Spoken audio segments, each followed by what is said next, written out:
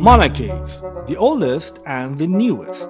When you begin to plan a house, you design it the way serves your needs best. This is how a real republic is created. And by real republic, I mean republics not only by name, but free, democratic and independent.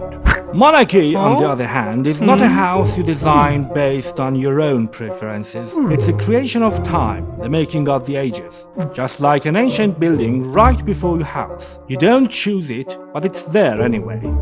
And just like ancient buildings and monuments, monarchies belong to different eras. Here we look at the oldest and the newest royal families still in power. Japan is the oldest known continuous monarchy in the world. The legends and traditions hold that the line of the Japanese emperors is 2700 years old, with 125 monarchs listed in their records.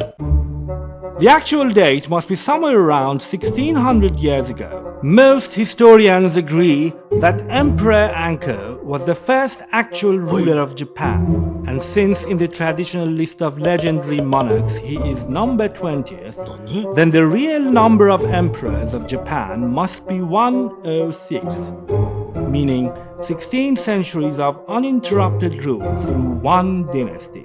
Even with the subtraction of 19 legendary emperors and around 1000 years of their legendary rule, Japan still stands as the oldest monarchy in the world.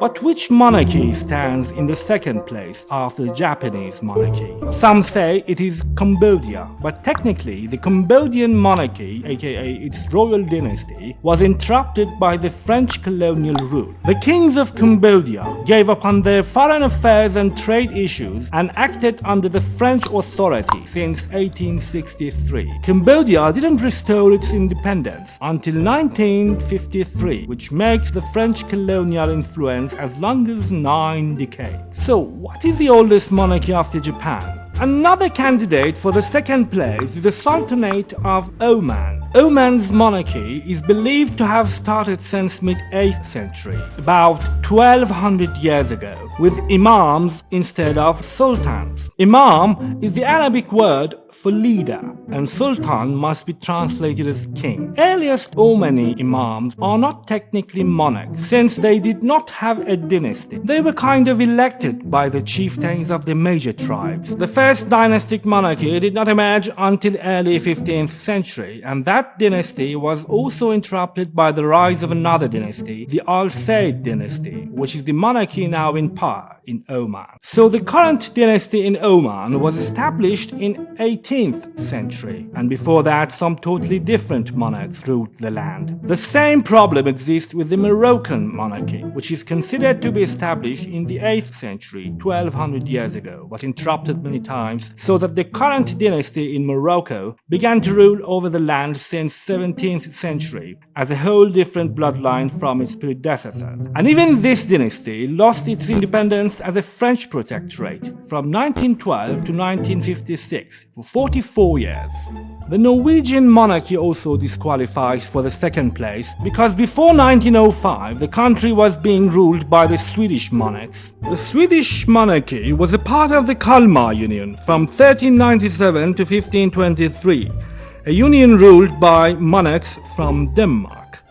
So now we know it. The second oldest continuous line of monarchy belongs to Denmark, starting from the middle of the 10th century, 6 centuries younger than the Japanese monarchy. The third place, of course, belongs to the British monarchy.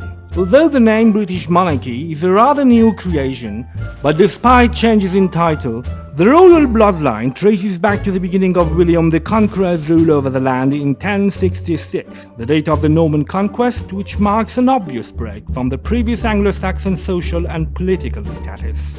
The monarchy, however, was interrupted for a short time by a republic from 1653 to 1659, when the parliament rose against the king, put him away without his head, and Oliver Cromwell, a commoner and a parliament member, ruled the land, succeeded by his son only for a few months. The late Queen of England was also a direct descendant of William the Conqueror, making the English monarchy the third oldest existing monarchy in the world. But what about the youngest ones? This is a much easier question. Actually, the three of them are located here, in the southern coast of this water body called the Persian Gulf. The British colonial presence in these parts put the Arab tribes under its protection, while Persia, or as we know it today, Iran, had claims to the south of the Persian Gulf. In 1971, the UK finally withdrew from the region, leaving three independent monarchies behind: Bahrain, Qatar, and the United Arab Emirates.